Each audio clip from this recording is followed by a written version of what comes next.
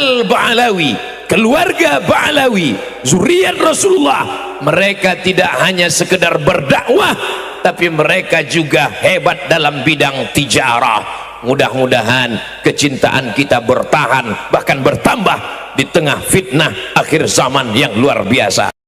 Saya betul-betul dibantai oleh pengikutnya Ustadz Abdul Somad karena saya berusaha membantah fatwa dia tentang harokah istishhadiyah dan harokah intiradiyah. Nah, Ustadz Abdul Somad menggunakan fatwa ini untuk pejuang Palestina yang melakukan bom bunuh diri. Jangan katakan bom bunuh diri. Ini dikritik ulama Mesir. Jangan katakan harakah intihariyah, tapi katakan harakah istishhadiyah. Assalamualaikum warahmatullahi wabarakatuh. Sahabat pecinta channel Cinta Tasbih dimanapun kalian berada, semoga senantiasa selalu dalam keberkahan dan lindungan Allah Subhanahu wa Ta'ala. Amin ya Rabbal Alamin. Perbedaan suatu pendapat di mana Ustadz Abdul Somad yang memberikan dalil data sesuai dengan apa yang beliau miliki menyampaikan kepada umat, dan ini dibantah oleh Gus Islah di mana juga mempunyai referensi dan juga mempunyai pendapat. Untuk itu marilah kita simak terlebih dahulu video berikut ini. Apakah dia bisa ditangkap sebagai seorang ideolog penganjur fatwa yang memperkuat orang untuk melakukan gerakan-gerakan amaliyah teror seperti ini? Bisa sebenarnya. Harakah intihariyah, gerakan bunuh diri, itu pers barat yang mengatakan. Yang betul adalah harakah istishhadiyah, gerakan mati syahid. Abdul Somad yang harus sadar, ini kan membahayakan umat, Pak. Saya bantah itu. Ini kan bahaya. Dia menghalalkan orang pelaku bom bunuh diri. Kalau zaman Rasulullah pakai pedang terjun ke tengah-tengah orang kafir katanya. Dan dia juga menyalahkan orang karena itu dianggap sebagai bom bunuh diri. Katanya ini itu bom jihad katanya. Kan bahaya pemikiran seperti ini. Ini loh kalau kebanyakan ceramah tapi sambil memelihara Harley Davidson. Tempat tinggal saya memuliakan Al-Ba'alawi. Tempat saya belajar memuliakan Al-Ba'alawi. Ulama yang saya teliti memuliakan Al-Ba'alawi. Ini kayak gini-gini, ini kan upaya pemecah belahan semua. Belum dari kalangan oknum habaib. Pak, kalau berbicara tentang penghormatan kepada habaib, hanya ulama NU yang menyuruh kita itu untuk menghormati para habaib. Di negara lain biasa aja tuh ketemu habib. Maka ketika saya menulis biografi Hadratus Syekh, ulama-ulama gurunya dibagi dua. Ulama yang tinggi adalah para sadah, dan ulama di bawah yang bukan sayyid. Artinya apa? Hadratus Syekh Muhammad Hashim Asy'ari berguru kepada para Al-Ba'alawi. Semua biasa aja, hanya di Indonesia. Karena apa? Karena kita memang diminta oleh ulama-ulama NU untuk membangun kecintaan kepada Nabi, harus menghormati zuriyah Nabi. Ini diajari kepada kita semua. Tapi hari ini apa? Oknum-oknum habaib justru mencaci maki ulama NU. Kurang ajar nggak? Kurang ajar. Kenapa disebut syarif? Karena dia adalah Ba'alawi, keturunan dari Banahsan. Ada dari Rabithah Alawiyah, di kuburan di makamnya tertulis bahwa Sayyid Syarif Utsman Syahabuddin adalah keturunan Banahsan Al-Ba'alawi, dan beliau menikah dengan anak Sultan Istana Siak Sri Indrapura. Habaib-habaib yang arogan ini, mohon maaf, saya membedakan antara habaib dan kelakuan. Ini kan persoalan moral manusia, Pak. Manusia ini semua pendosa. Orang yang merasa paling suci itu paling sibuk menutup segala dosanya. Dan semuanya itu adalah Al-Ba'alawi, Al-Faqihil Muqaddam. Mereka adalah zuriat Rasulullah sallallahu alaihi wasallam. Saya nggak mau mencaci maki dia, enggak, tapi tolong ini diralat fatwanya, karena imbasnya kepada umat sungguh luar biasa, Pak. Saya pikir dia anti Wahabi, ternyata nggak juga, sama kelakuannya. Saya itu anti Wahabi karena dia menganjurkan kebencian dan mengkafir-kafirkan orang lain, ternyata ini sama.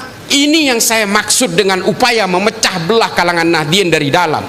Yang mencaci maki saya karena saya melawan dari fatwanya UAS ini siapa? Orang-orang Madura juga. Orang-orang NU juga, coba bayangin.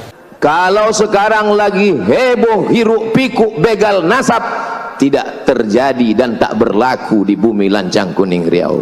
Karena cinta kita kepada kakeknya, darah mereka mengalir dalam cucunya. Mudah-mudahan kecintaan kita para habaib zuriat Rasulullah kita mendapatkan syafaatnya insyaallah. Nggak usah Anda percaya dengan fitnah macam-macam, omongan macam-macam. Ustadz Abdul Somad HTI, Ustadz Abdul Somad Wahabi, nggak ada. Ini ada Sunnah Jamaah ini semuanya. Jangan percaya. Apalagi habaib ini Yahudi, jangan percaya. Lalu dia mengatakan wajib seluruh umat Islam mendukung khilafah. Yang jadi rujukan adalah Imamul Hakim dalam Al-Mustadrak ala Sahihain. Saya udah baca kitab ini. Solusi penyelesaian umat ini hanya apa itu? Khilafah. Tegaknya khilafah, maka selesailah masalah. Katanya disohehkan oleh Az-Zahabi. Justru Az-Zahabi yang mengkritik kitab ini karena dianggap Imamul Hakim itu menulis kitab ini dalam keadaan pikun.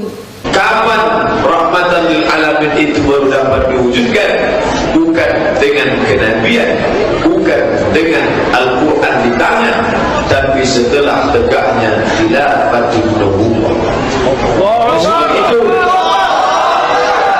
Ini loh, kita kadang-kadang betul-betul dikelabui oleh narasi-narasi dan dalil-dalil agama karena mereka memanfaatkan ketidaktahuan kita tentang literatur agama.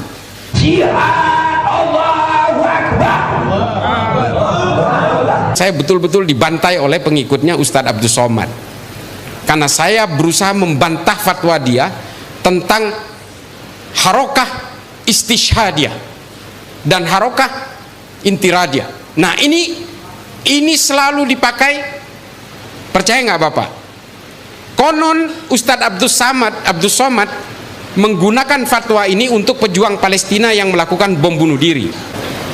Apakah dia bisa ditangkap sebagai seorang ideolog penganjur fatwa yang memperkuat orang untuk melakukan gerakan-gerakan amaliyah teror seperti ini? Bisa sebenarnya. Cuma kita tidak perlu melakukan penegakan hukum untuk menangkap orang-orang seperti Abdul Somad. Abdul Somad yang harus sadar ini kan membahayakan umat, Pak. Saya bantah itu. Ini kan bahaya. Dia menghalalkan orang pelaku bom bunuh diri. Kalau zaman Rasulullah pakai pedang terjun ke tengah-tengah orang kafir katanya. Di Indonesia hari ini di hari ini di abad modern ini tidak perlu pakai pedang, pakai bom aja meledakkan diri. Dan dia juga menyalahkan orang karena itu dianggap sebagai bom bunuh diri. Katanya ini bom jihad katanya. Kan bahaya pemikiran seperti ini.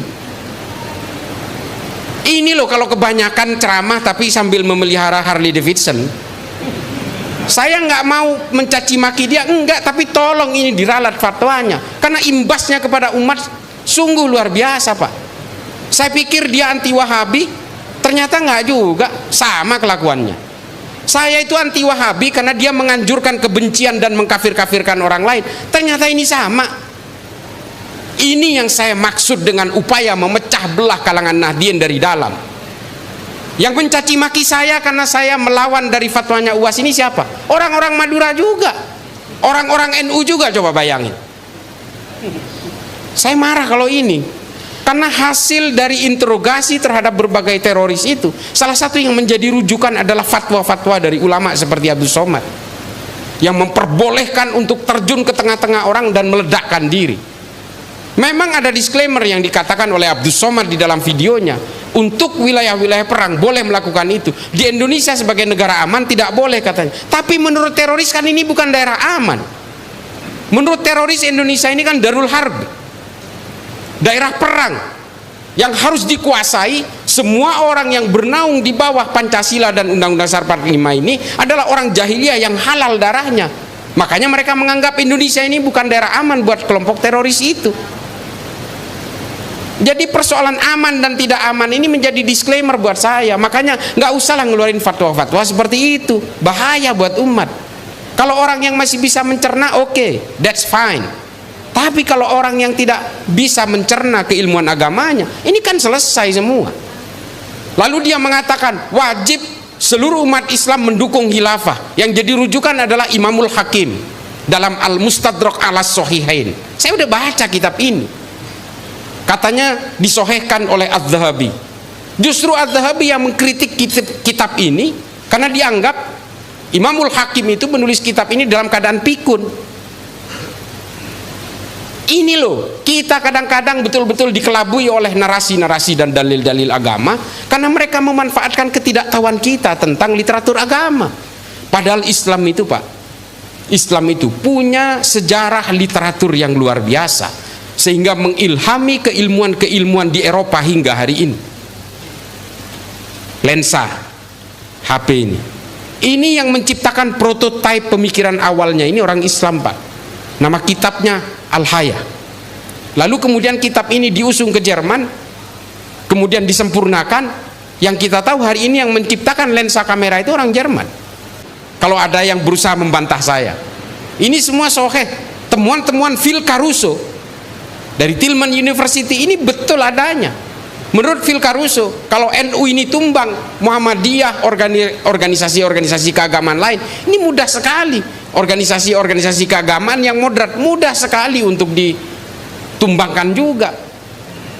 Nah, melihat ini kemudian berbagai gerakan-gerakan power global, kekuatan-kekuatan global dari negara barat melakukan operasi-operasi pemecah belahan ini. Ada NU garis lurus, NU garis miring, NU garis lucu. Enggak itu teman, janganlah, itu teman saya. Ini kayak gini-gini, ini kan upaya pemecah belahan semua. Belum dari kalangan oknum habaib. Pak, kalau berbicara tentang penghormatan kepada habaib, hanya ulama NU yang menyuruh kita itu untuk menghormati para habaib. Di negara lain biasa aja tuh ketemu habib. Serius, saya udah berkeliling, Pak, ke banyak negara. Saya ke Afrika berkali-kali, ke Asia Selatan, Asia Tenggara, Asia Amerika Selatan. Saya tinggal di Amerika 5,5 tahun. Semua biasa aja, hanya di Indonesia. Karena apa?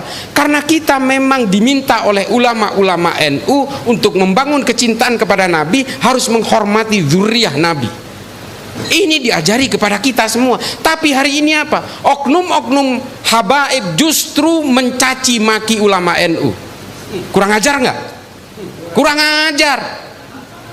Kita hari ini masih takdim kepada para habaib karena melihat para habaib yang tawaddu, yang masih berbasis tasawuf, Habib Lutfi, Habib Syekh, Habib-habib dari tapal kuda yang betul-betul menginginkan kita supaya kita betul-betul hablum minan nas, hablum minallah, kita betul-betul menjunjung tinggi kemanusiaan, kita betul-betul harus menciptakan kedamaian, rendah hati dan sebagainya, karena kita masih melihat para habaib yang tawaddu itu. Habaib-habaib yang arogan, ini mohon maaf, saya membedakan antara habaib dan kelakuan. Saya membedakan itu. Ini kan persoalan moral manusia, Pak. Manusia ini semua pendosa. Orang yang merasa paling suci itu paling sibuk menutup segala dosanya. Ini kan logika dasar.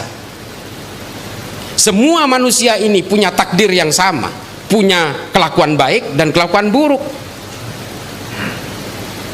Ketika manusia itu gagal mengalahkan dirinya, dia akan sibuk mengalahkan orang lain.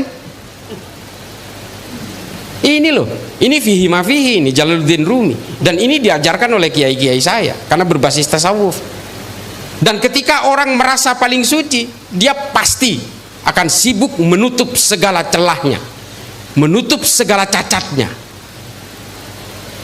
Kita nggak perlulah merasa paling suci, kita ini nggak punya sifat maksum kok. Kita bagaimana caranya kita menghargai manusia lain, kita menghargai dan membentuk perdamaian di antara seluruh umat manusia. Ini kan ajaran-ajaran kitab NU, Al-Mujalasah wa Jahirul Ilmi. Irsyadul Ibad juga menulis itu, bahwa kita betul-betul harus bertumpu kepada kemanusiaan. Habib Ali Al-Jufri, Al-Insaniyah Qabla Tadayyun, itu mengatakan sebelum kamu mengenal agama, kenali dulu kemanusiaan. Kalau enggak, kamu itu akan arogan. Arogannya akan mengalahkan konsep-konsep ketuhanan. Kamu akan merebut wilayah-wilayah ketuhanan. Kamu akan sombong karena agamamu. Ini Habib Ali Al-Jufri, dan diterbitkan dalam berbagai bahasa. Al-Insaniyah Qabla Tadayyun, Humanity Before Religiosity. Saya punya dua, versi Arab sama versi bahasa Inggrisnya. Dan gak ada yang menerjemahkan ke bahasa Indonesia. Saya heran juga, padahal buku ini luar biasa, ini cuma 21 halaman. Silakan baca, Bapak Ibu sekalian, mungkin ada yang udah baca. Kita ini kan semua beragama karena keturunan, Pak.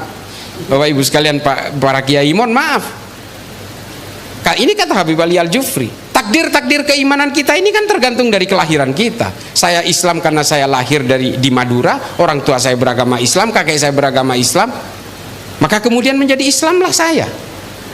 Kalau saya lahir di Manado, wah kulit saya putih Pak, kinclong ini, glowing. Dan mungkin agama saya Kristen. Nah, karena kelahiran-kelahiran yang kemudian merunut kepada keimanan-keimanan inilah, oleh kata Habib Ali Al-Jufri, kita harus menghormati orang meskipun keimanan itu tanpa kompromi, tapi dalam soal kemanusiaan kita tidak boleh berkompromi dengan apapun, karena kita semua bersaudara dalam kemanusiaan. Dengan adanya video ini, semoga kita bisa mengambil pelajaran untuk menjadikan tambahan ilmu dan tambahan wawasan terhadap kita semuanya, agar kita lebih pintar dan lebih pandai untuk menyikapi hal-hal yang memang membedakan terhadap fatwa yang disampaikan oleh dua ulama tersebut. Baiklah teman-teman, itu saja yang bisa kami sajikan terhadap teman-teman. Bagaimanakah pendapat Anda dalam video ini? Jangan lupa tulis pendapat Anda di dalam kolom komentar. Terima kasih. Jazakumullah khairan katsira. Salam NKRI. Assalamualaikum warahmatullahi wabarakatuh.